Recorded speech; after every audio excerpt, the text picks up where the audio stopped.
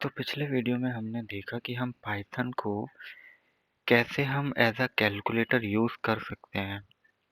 अगर आप लोगों ने नहीं देखा है तो आई बटन में मैं आपको ये लिंक प्रोवाइड करा दूंगा, आप वहां से इसको देख सकते हैं अपनी कंप्यूटर स्क्रीन पर। और अगर आप लोगों ने अभी तक मेरी प्लेलिस्ट को एक्सेस नहीं किया है तो प्लेलिस्ट को एक्सेस कर लें, क्योंकि इसी में सारी आपको जितने अच्छे अच्छे एग्जाम्पल्स हैं वो देखने को मिलेंगे। जो कॉलेजेस के प्रोग्राम्स होते हैं वो सारे मैं यहाँ पे आप लोगों को बताने वाला हूँ। तो इस प्लेलिस्ट को एक्सेस कर लें, इसका लिंक मैं डिस्क्रिप्शन बॉक्स में डाल दूँगा। चलो फिर शुरू करते हैं। और शुरू करने से पहले मैं अपना फ़ोल्डर विज़ुअल स्टूडियो में ओपन कर लेता हूँ। तो ये विज़ुअल स्टूडियो में ओपन हो रहा है और यहाँ पे मैं अपनी दूसरी फ़ाइल बना लेता हूँ, जिसका नाम मैं रख देता हूँ tut2.py।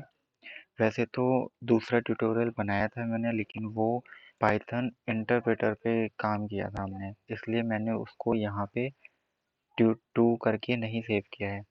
लेकिन ये वीडियो कोडिंग की है और हम इसमें कोड करेंगे, तो इसको हम tut2.py में सेव कर देते हैं। तो सबसे पहले जो आज का जो प्रोग्राम है वो हमारा होने वाला है कि एक नंबर है उसको वो पॉजिटिव है या नेगेटिव है कैसे डिटेक्ट करेंगे। डिटेक्ट करने का क्या लॉजिक होगा, क्या प्रोग्राम होगा, वो हम यहाँ पे देखने वाले हैं। तो चलो शुरू करते हैं। मैं लिख देता हूँ फाइंडिंग नंबर, फाइंडिंग नहीं, detecting A number is positive और नेगेटिव। ठीक है, इसको मैं कमेंट कर देता हूँ। तो मैं एक नंबर ले लेता हूँ। ए वेरिएबल के अंदर मैंने 5 स्टोर करा लिया। और अब ये जो नंबर है ये पॉजिटिव है या नेगेटिव है, इसको हम कैसे डिटेक्ट करेंगे। इसके लिए एक लॉजिक लिखते हैं हम। अब ये नंबर जो ए के अंदर जो 5 पड़ा हुआ है, ये पॉजिटिव है या नेगेटिव है, ये डिटेक्ट करने के लिए हमें इसके लिए इससे कुछ कंडीशंस लगानी पड़ेंगी। तो वो कंडीशंस क्या होंगी?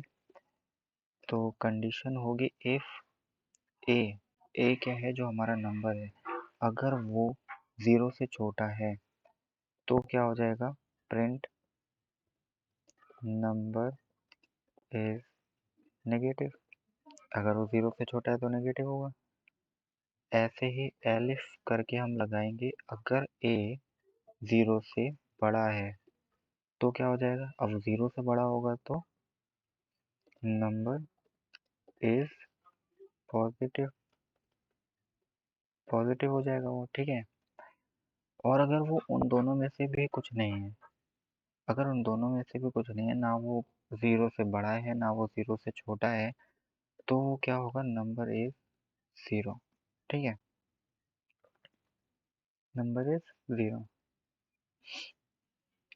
अब इसको मैं सेव कर लेता हूँ और इसको मैं रन करके दिखाता हूँ आपको कि इसका क्या आउटपुट आता है। क्योंकि 5 पॉजिटिव है इसलिए 5 नंबर इज पॉजिटिव, ये रहा आउटपुट, नंबर इज पॉजिटिव। अब चलो इसको मैं वो कर लेता हूँ, मैं खुद से इनपुट दे सकूँ ऐसा बना लेता हूँ इसको इनपुट। और इनपुट में मैं डालता हूँ enter a number, enter a number. अब मैं इसको सेव करूँगा और रन कराता हूँ।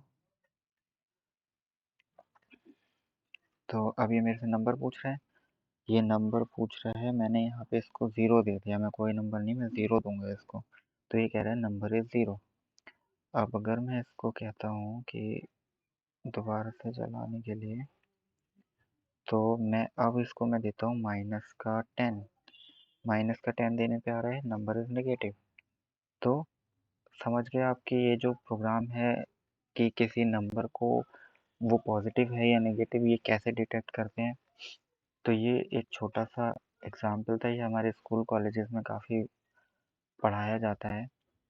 और इसके बाद जो सेकंड प्रोग्राम है वो है हमारा swapping of swapping values of two variable. दो वेरिएबल्स की जो वैल्यू है उसको स्वैप कराना है, ठीक है। तो एक वेरिएबल हो गया जिसमें मैंने दे दिया 10 और बी एक वेरिएबल हो गया जिसमें मैंने दे दिया 6। ये दो वेरिएबल है और एक की वैल्यू 10 है, एक की वैल्यू 6 है। अब इसको हम चाहते हैं कि ए की वैल्यू 6 हो जाए और बी की वैल्यू 10 हो जाए। ये जो दोनों वैल्यूज़ हैं दोनों वेरिएबल्स की, इनको आपस में कैसे स्वाइप कराएंगे, यही जो है इस सेकंड प्रोग्राम का लॉजिक हमें लिखना है। तो कैसे लिखेंगे इसका, बहुत ही सिंपल एक लाइन में आपको लॉजिक बताता हूँ। A comma B equal to B comma A, ठीक है। अब जो वैल्यू है ए की जो वैल्यू है वो बी हो जाएगी और बी की जो वैल्यू है वो 10 हो जाएगी। यहाँ आपको देखो ऊपर दिख भी रहा होगा, a variable A is literal 6। अब ये क्या हो गया, ए जो है वो 6 बन गया है और बी जो है वो 10 बन गया है। देखो अभी यहाँ पे बी 6 है और यहाँ पे ए 10 है, लेकिन जब ये इसके बराबर होगा और ये इसके बराबर होगा तो क्या हो जाएगा, ए की वैल्यू 6 हो जाएगी और बी की वैल्यू 10 हो जाएगी। तो इसको मैं एक काम करता हूँ, यहाँ पे आपको प्रिंट करा के भी दिखा देता हूँ। प्रिंट ए कॉमा बी, ठीक है। और यहाँ पे भी मैं प्रिंट ए कॉमा बी, एक काम करता हूँ मैं यहाँ पे लिख देता हूँ ऐसे, बिफोर स्वैपिंग, ठीक है।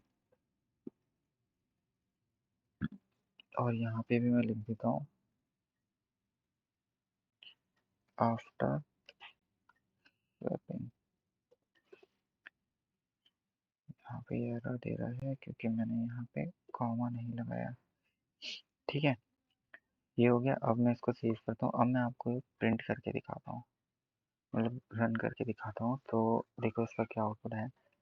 बिफोर स्वैपिंग क्या था, ए की वैल्यू, यहाँ पे देखो ए की पहला क्या है, ए की वैल्यू 10 थी और बी की वैल्यू 6 थी। आफ्टर स्वैपिंग ए की वैल्यू 6 हो गई और बी की वैल्यू 10 हो गई, ठीक है। तो ये था हमारा स्वैपिंग का प्रोग्राम। इसको मैं कमेंट कर देता हूँ, ये सारा कोड आपको डिस्क्रिप्शन बॉक्स में मैं दे दूंगा। उसके बाद हमारा जो थर्ड प्रोग्राम है वो है कि हम किसी भी नंबर का स्क्वायर रूट कैसे फाइंड करेंगे। तो स्क्वायर रूट के लिए क्या हमारा लॉजिक होता है वो हम देखते हैं। तो मैं यहाँ पे लिख देता हूँ find square root of a number, ठीक है। इसको मैं कमेंट कर देता हूँ। अब कोई ऐसे ही ले लेता हूँ मैं जो मैं खुद से इनपुट ले सकूँ, ठीक है। इनपुट के अंदर मैंने डाल दिया एंटर ए नंबर और यहाँ पे दे दिया स्पेस।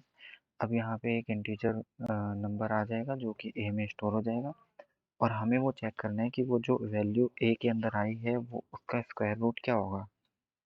तो स्क्वायर रूट फाइंड करने के लिए मैं यहाँ पे एक और वेरिएबल बना देता हूँ SQR करके, और इसके अंदर क्या होगा, ए इंटू 0.5।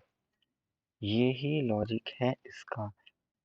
ये लिखा क्या है, ये लिखा है ए की पावर 0.5।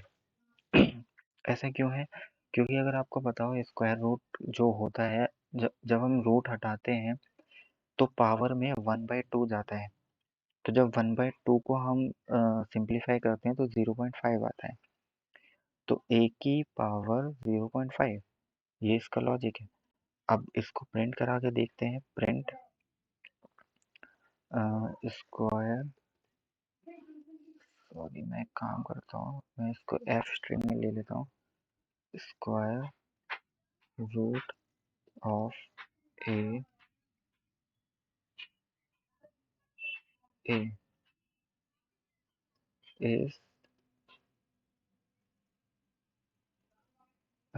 SQR, ठीक है। इसको सेव किया और अभी मैं बताऊंगा इस प्रिंट वाली लाइन को मैंने कैसे क्या लिखा है।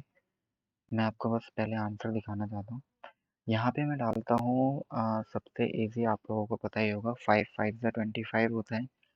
तो 25 का स्क्वायर रूट क्या होगा? 5। देखो, स्क्वायर रूट ऑफ 825 इज 5। मैं एक बार और आपको दिखा देता हूँ। 49 का स्क्वायर रूट देखते हैं हम। तो 49 का स्क्वायर रूट क्या होता है? 7। 7 7 ज़ा 49। कुछ और देख लेते हैं। 9 का देख लेते हैं। 9 का क्या होगा? 3। अच्छा, ये तो हमें कुछ इजी थे जो हमें पता थे। हम कुछ अलग का देख लेते हैं, जैसे 625 का क्या होगा? 25। Square root of 625 is 25। तो ये हमारा जो है स्क्वायर रूट का है हमारा। अच्छा, इस प्रिंट लाइन का मतलब ये है, प्रिंट मैंने किया है एफ स्ट्रिंग। ये जो पूरी एक स्ट्रिंग है ना डबल कोट्स के अंदर, ये हमारी एक स्ट्रिंग है जिसको हम बोलते हैं एफ स्ट्रिंग। एफ स्ट्रिंग से क्या होता है कि हम अपनी एक स्ट्रिंग के अंदर वेरिएबल्स को इंसर्ट करा सकते हैं। ये जो दोनों वेरिएबल्स हैं इनको हम इंसर्ट करा सकते हैं इन कर्ली ब्रेसेस की हेल्प से। तो बस इस स्ट्रिंग में कुछ डिफरेंस नहीं होता, बस आप स्टार्टिंग में एफ लगा दो और उसके बाद कर्ली ब्रेसेस के साथ आप कोई भी वेरिएबल को इसके अंदर इंसर्ट करा सकते हो, मतलब उस उनकी वैल्यू आप प्रिंट करा सकते हो। ठीक है, तो ये हो गया आपका। अगर आप लोगों को ये वीडियोस पसंद आया हो तो लाइक करना, और दोस्तों में ज़रूर शेयर करना है इसको। और यार, चैनल सब्सक्राइब कर लो, मैं आपके लिए ऐसी ही वीडियोस और भी लेके आऊँगा। और अगर आप लोगों ने प्लेलिस्ट सब्सक्राइब नहीं की है, प्लेलिस्ट को आप देख लो, प्लेलिस्ट को एक्सेस कर लो। यहाँ पे और भी बहुत सारी वीडियोस आने वाली हैं। तो